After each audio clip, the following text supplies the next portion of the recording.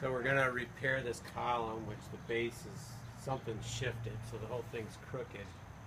So we're taking it apart.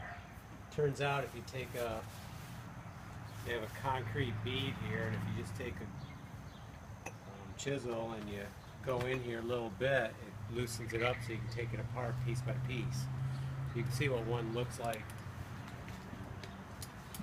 So we took this part off. First we braced up the porch. We have it braced up in 3 spots. So we took this one off. This one came off, that was really loose. This one I had to, the second one I did have to use a chisel on, and then the third I've used a chisel on. And I'll probably have to use a chisel on a few of them. And then we're gonna wire brush them off, fix the bottom, try to get the bottom straight, and then rebuild it.